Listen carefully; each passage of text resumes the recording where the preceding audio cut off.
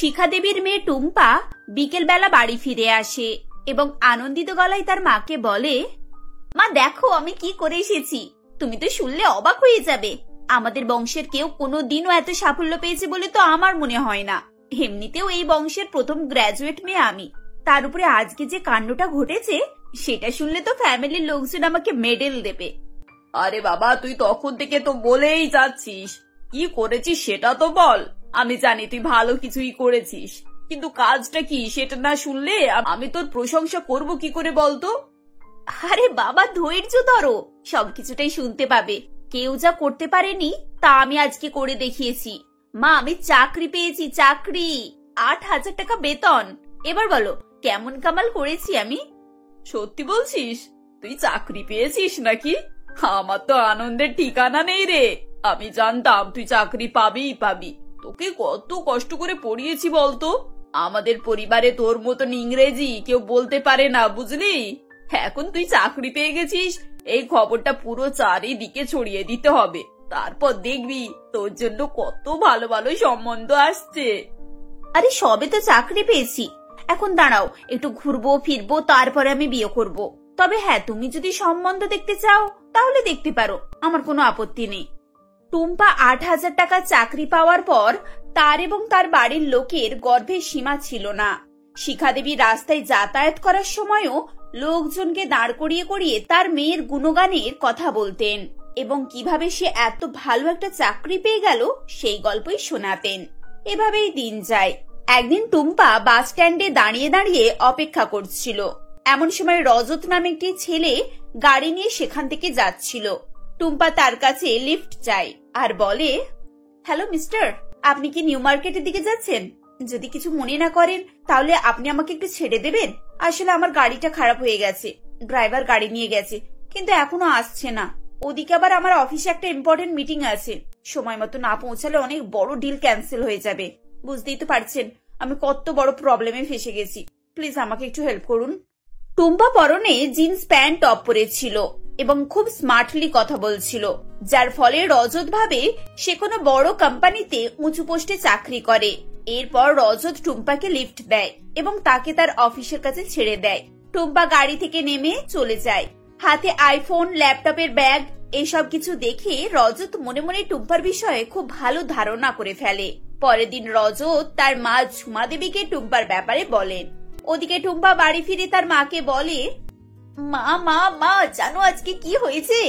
আমি যখন আজকে অফিস থেকে বেরোলাম দেখি বাস মিস হয়ে গেছে আর সামনে একটা ছেলে তার গাড়ি নিয়ে আসছিল। আমি তাকে অনেক বড় বড় ডায়লগ দিলাম, তারপর তার কাছ থেকে লিফট নিলাম। এমন ভাব করছিলাম যেন আমি কোনো কোম্পানির সিইও। জানো ছেলেটাও অবাক চোখে আমাকে দেখছিল আর খুব ভয়ে ভয়ে প্রশ্ন করছিল।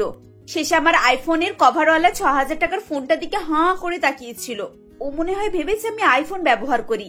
এমন হাঁদা ছেলে না আমি জীবনে প্রথম দেখলাম। আচ্ছা, ছেলেটা কি বিবাহিত নাকি অবিবাহিত? কোথায় বাড়ি, কি করে সেসব খবর নিয়েছিস? আরে বাবা হ্যাঁ, আমি তোমার মেয়ে। এসব খবর না নিয়ে আমি কি এমনি এমনি গাড়ি চড়ে চলে এলাম? ছেলেটা হচ্ছে ব্যবসায়ী। পুরাতন বাজারে ওদের খুব বড় জুতোর দোকান, অনেক বড় শোরুম। আমিও কয়েকবার দেখেছি, তবে ওখানকার জুতোগুলো খুব একটা দামি হয়, তাই কখনো ঢুকেনি। ছেলেটার নাম হচ্ছে রজত। ফ্যামিলির একটা মাত্রই ছেলে। বাড়িতে দুটো বোন, মা বাবা এরা সবাই আছে। বাহ, খুব ভালো খবর। এবার লক্ষ্য রাখবি, কোনোভাবে ছেলেটাকে হাতে নাতে ধরতে পারলে ব্যাস সবার জীবন একেবারে সেট হয়ে যাবে। ওহ মা, তুমি চিন্তা করো না, আমি এমন চাবি ঘোরাবো না যে পুরো ব্যাপারটা আমার হাতের মুঠোয় চলে আসবে একেবারে। আমাকে শুধু কয়েকটা দিন সময় দাও। পরের দিন টুম্পা আবার বাস স্ট্যান্ডে গিয়ে রজতের জন্য অপেক্ষা করে। সে ইচ্ছে করেই বাস ফেল করে এবং দাঁড়িয়ে থাকে। কিছুক্ষণ পর রজত যখন তার গাড়ি নিয়ে সেখানে আসে এবং তাকে জিজ্ঞাসা করে যে আজকেও তার গাড়ি খারাপ হয়ে গেছে কিনা, তখন টুম্পা তাকে দেখে হাসি হাসি মুখে বলে, আরে না না, আজকে আমার গাড়ি ঠিকই আছে। আসলে আমি আপনার সঙ্গে দেখা করতে চাইছিলাম, সেজন্যই দাঁড়িয়েছিলাম। দেখুন আমি খুব স্পষ্টবাদী একটা মেয়ে, তাই যা বলবো একেবারে সরাসরি বলবো।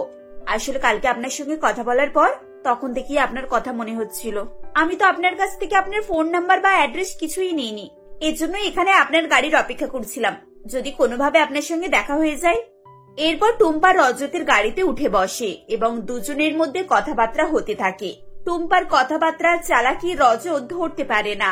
টুম্পার মধ্যে যা স্মার্টনেস ছিল তা রজতের খুব ভালো লাগে এবং সে এরপর থেকে আবার নিয়মিত টুম্পার সঙ্গে দেখা করতে থাকে। কয়েকদিন যেতে যেতে দুজনের মধ্যে সম্পর্ক গভীর হয়। টুম্পা রজতকে বলে, দেখো রজত, তুমি আমাকে ভালোবাসো, আমিও তোমাকে পছন্দ করি, এ কথাটা ঠিক। তবে তুমি তো জানো আমার লাইফস্টাইল একেবারে অন্যরকম। আমি সবকিছুটাই টাইমে করতে পছন্দ করি। খাওয়া দাওয়া, ঘোরা বেড়ানো, ফিগার মেনটেন, হেলথ, ডায়েট করা, সমস্ত কিছু আমি নিয়মিত করি। বিয়ের পর কি এসব কিছু সম্ভব হবে? আর সব থেকে বড় কথা হচ্ছে আমি এত ভালো একটা পোস্টে চাকরি করি।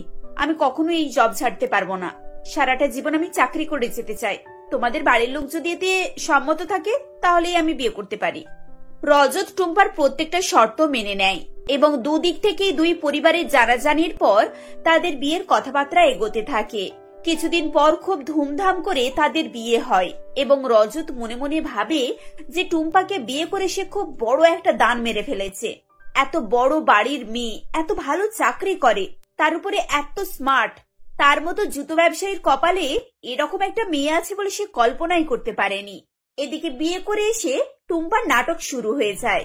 প্রথম দিন তার যখন গৃহপ্রবেশ হয় তখন তার শাশুড়ি তাকে বলে, বোমা, এই দেখো সামনে এই মাটির কলসটা রয়েছে, তাকে ফেলে তারপর তোমাকে ঘরের ভেতরে প্রবেশ করতে হবে।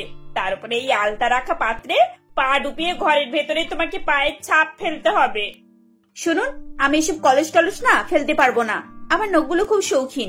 এই ভারী কলসিতে যদি আমার পায়ের নখ ভেঙে যায় তখন? তাছাড়া এইসব আলতা টালতাতে আমি পা ডোবাতে পারবো না। আমার বিয়েতে পুরো 1.5 লাখ টাকা খরচ করে বিউটি পার্লারের প্যাকেজ দিয়েছিলাম, তাতে পেডিকিউর করিয়েছি। যদি আমার পা নোংরা হয়ে যায় তখন তো আমার পুরো টাকাটাই লস হয়ে যাবে। নতুন বইয়ের এসব নাটক শুনে প্রতিবেশীরা হাসাহাসি করতে থাকে আর বলে, ও বাবা, মাসিমা তোমার বৌমা তো দেখছি একেবারে ননির পুতুল গো। এই করলে সেই হবে, সেই করলে এই হবে। বলি কি গো নতুন বউ, তুমি কি একেবারে বিদেশ থেকে এসে টপকেছো নাকি? দেশে গায়ে যে এসব আচার অনুষ্ঠান হয় তুমি জানতে না? এই তোরা সবাই চুপ কর তো। আমার বউ কি করবে না করবে সেটা আমি দেখে নেব, তোদেরকে এসব কথা বলতে হবে না। আর তোরা জানিস আমার বৌমা কত বড় কোম্পানিতে চাকরি করে আর কত টাকা মাইনে পাই জানিস? আর তোরা কি করিস? সারাদিন পাড়ার লোকের মেয়েদের নামে চর্চা করিস। তাছাড়া তোদের আর কি কাজ? আমার বৌমার সামনে তো তোরা একেবারে ফিকে পড়ে গেছিস। খবরদার আমার বৌমাকে বিরক্ত করবি না।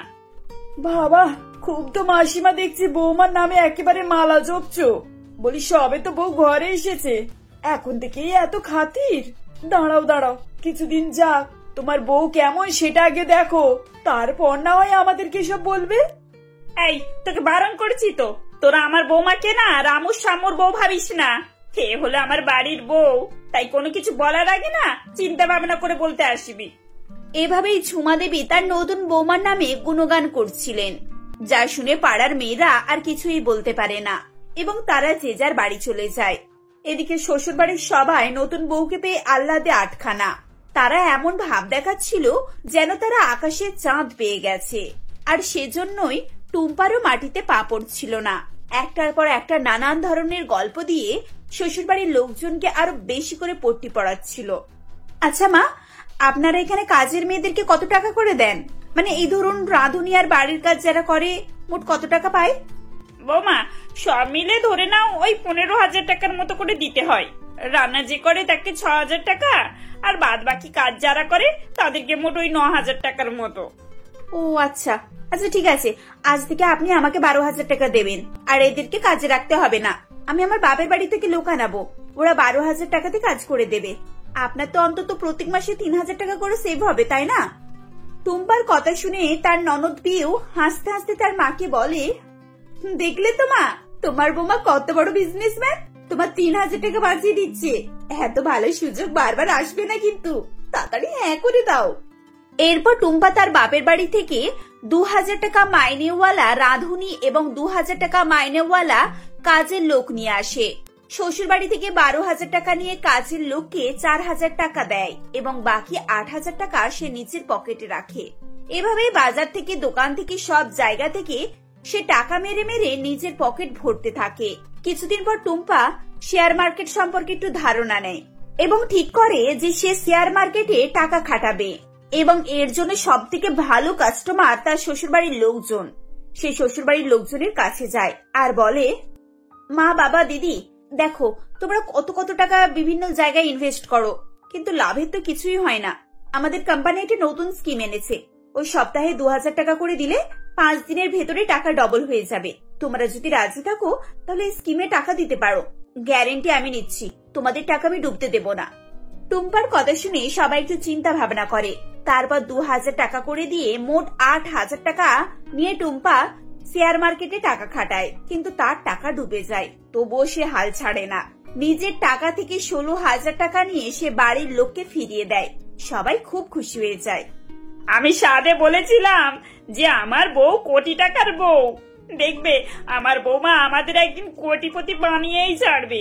বৌমা, আমি তোমার উপরে চোখ বন্ধ করে বিশ্বাস করি। তোমার যত টাকা দরকার হয় তুমি নাও, শুধু আমাকে কোটিপতি বানিয়ে দাও, ব্যাস। আমার আর কিচ্ছু চাই না। এরপর সবাই 1 লক্ষ টাকা করে টুম্পার হাতে জমা দেয়, এই আশাতে যে তারা সবাই 2 লক্ষ টাকা করে ফেরত পাবে। সপ্তাহখানেক পরে একটি ফোন আসে এবং জানতে পারা যায় যে তার টাকা আবার ডুবে গেছে। যা শুনে টুম্পা ভয়ে অজ্ঞান হয়ে যায়। সঙ্গে সঙ্গে তার শ্বশুর শাশুড়ি সেখানে আসে এবং তার চোখে মুখে জল ছিটিয়ে তার জ্ঞান ফিরিয়ে দেয়। টুম্পা চোখ খুলে দেখে সবাই তার দিকে কঠোর দৃষ্টিতে তাকিয়ে আছে। তুমি এত বড় মিথ্যেবাদ!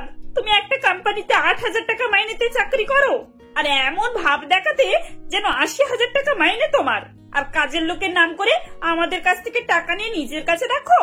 তোমার টাকা ডুবে গেছে, আমরা সে খবরও পেয়ে গেছি। দেখো, এরপর থেকে আজ চালাকি করার চেষ্টা করবে না। বাড়ির সমস্ত কাজের লোককে আমি ছড়িয়ে দিচ্ছি। আজ থেকে বাড়ির কাজ তুমি একা করবে, আর হ্যাঁ, চাকরিও করবে।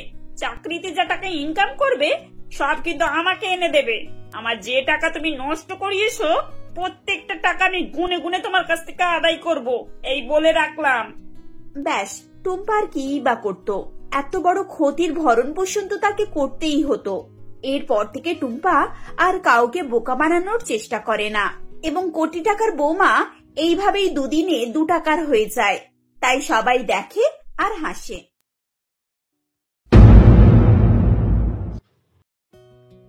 এটা ছিল হরিণঘাটার প্রিয়াঙ্কা দেবীর বাড়ির ঘটনা, যেখানে প্রিয়াঙ্কা দেবী তার 2 ছেলে দুলাল, সিমন ও 2 বৌমা নূপুর ও শেফালির সঙ্গে বাস করত। প্রিয়াঙ্কা দেবীকে নিয়ে তার ছেলে বৌমারা খুবই হাসি খুশিতে থাকত। সব বাড়ির মতো প্রিয়াঙ্কা দেবী তার 2 ছেলেকে সমানভাবেই ভালোবাসত, কিন্তু তার 2 বৌমার মধ্যে বরাবরই ভেদাভেদ করে আসছিল। যেখানে তার ছোট বৌমা ধনী বাড়ি থেকে হওয়ায় সে তাকে খুবই গুরুত্ব দিত, আর বড় বৌমা দারিদ্র বাড়ি থেকে হওয়ায় তাকে খুব একটা গুরুত্ব দিত না। কিন্তু আজ সে এসব কিছু থেকে অজ্ঞাত ছিল, কারণ সে অচেতন অবস্থায় হসপিটালে ভর্তি ছিল এবং ডাক্তার তার চিকিৎসা করে যাচ্ছিল। তখন, এই যে মালা, 7 নম্বর বেডের পেশেন্টের জ্ঞান ফিরেছে, এর নাকি তাড়াতাড়ি ট্রিটমেন্ট শুরু করো। আমি কোথায়? এখানে আমি কিভাবে এলাম? আমার ছোট বৌমা কোথায়? মা শেফালি। আপনি একটু চুপ থাকুন আর ওঠাউঠি করবেন না, আপনি আইসিইউতে আছেন।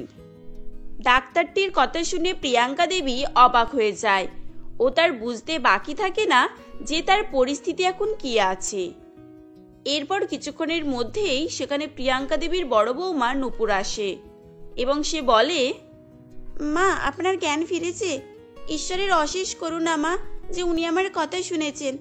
আমি তো আপনার নামে মানত করেছিলাম। হ্যাঁ বৌমা, কিন্তু শেফালি কোথায়? কই, ওকে তো দেখতে পাচ্ছি না। ওরা কি এখানে আসেনি নাকি?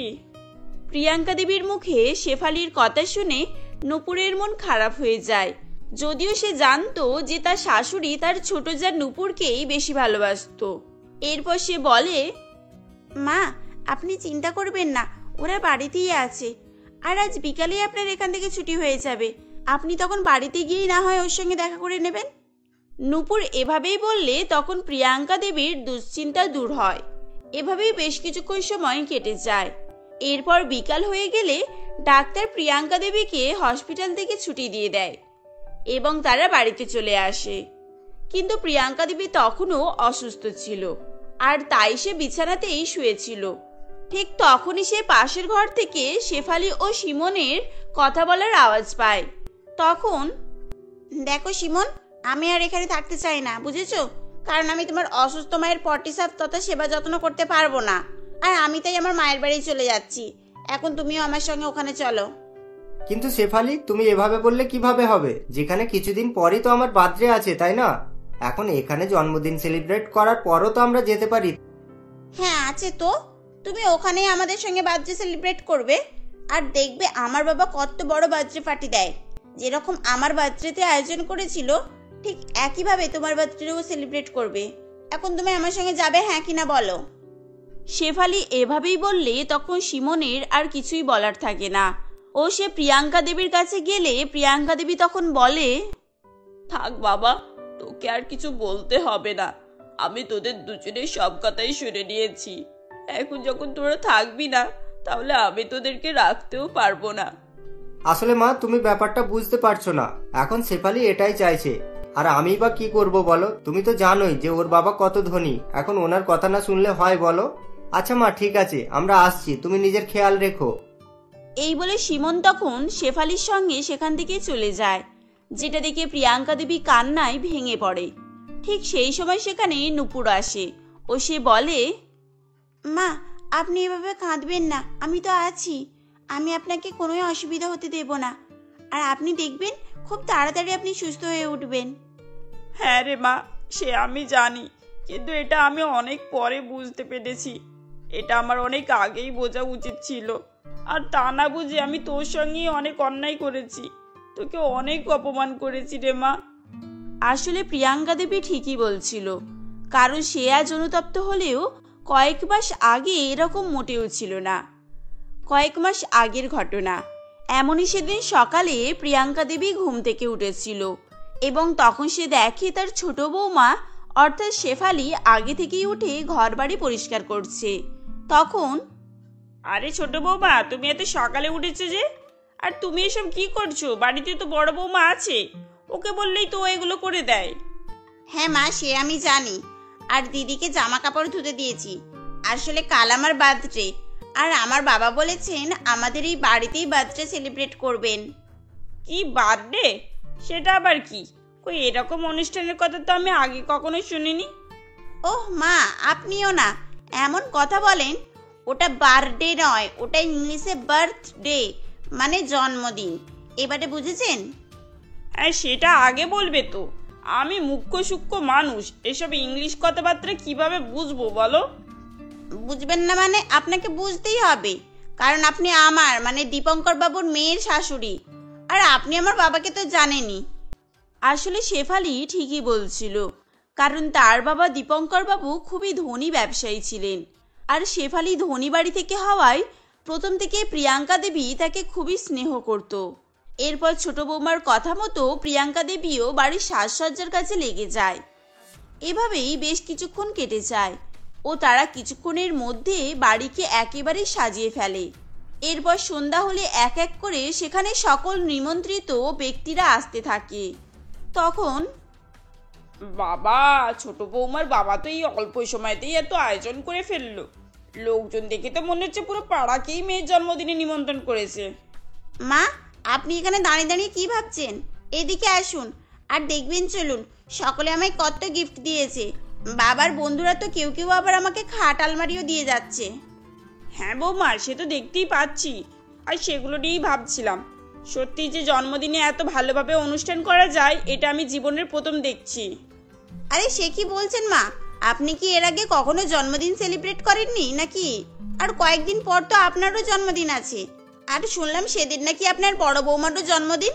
তার দুজনের একই সঙ্গে বড় করে সেলিব্রেট হওয়া উচিত। আরে দূর, বড় করে? ওই ভিকিরি বড় বৌমার জন্মদিন আবার কিসের? ও তো 10 বছর হয়ে গেল এই বাড়িতে এসেছে। আমরা কখনই ওর জন্মদিন বড় করে পালন করিনি। আর আমার কথা ছাড়ো, আমাদের সময় ওসব ছিল না। তারা যখন কথাবার্তা বলছিল তখন দূরে দাঁড়িয়ে নূপুর সবকিছুই শুনছিল, যেটা শুনে নূপুরের খুবই খারাপ লাগে, কারণ এটা সত্যিই ছিল। তাই সে মনে মনে ভাবে, হে ঈশ্বর, আজ আমি পুরোই ভেঙে গেলাম। আমার বাবা দারিদ্র ছিল, কিন্তু তবুও প্রথম থেকে আমার জন্মদিন পালন করত। এখানে এরা ধনী, তাই হয়তো আমি কোনোই সম্মান পাইনি। আরে বৌদি, তুমি এখানে মন মরা করে দাঁড়িয়ে আছো কেন? তুমিও তো বার্থডে পার্টি এনজয় করতে পারো, যেখানে সকলেই এনজয় করছে। না শিমন, আমার মন ভালো নেই, তোমরা যাও, আমি এখানেই ঠিক আছি। হ্যাঁ, সে না হয় আজ মেনে নিলাম, কিন্তু সামনের মাসে তোমার আর মায়ের একই সঙ্গে বার্থডে, তাই আমি ভেবে রেখেছি ওই দিন বড় করেই অনুষ্ঠান করব। আরে শিমন, তুমি এখানে কি করছো? চলো, আমরা কেক কাটতে যাব। সকলেই আমার জন্য অপেক্ষা করছে। আর তুমি বৌদিকে কি বলছো? ওরা এইসব বার্থডে পার্টির কিছু বোঝে না কি? শুধু শুধু তুমি উলু বলে মুক্ত ছড়াচ্ছ। শেফালি তখন এভাবেই বলে শিমনকে সেখান থেকে নিয়ে চলে যায় ও তারা সকলেই আনন্দ ফুর্তি করতে থাকে। এদিকে নূপুরের মন খুবই খারাপ ছিল, আর সে তার দুঃখ কাউকেই বলতে পারছিল না। এভাবেই আরো কয়েকদিন কেটে যায়।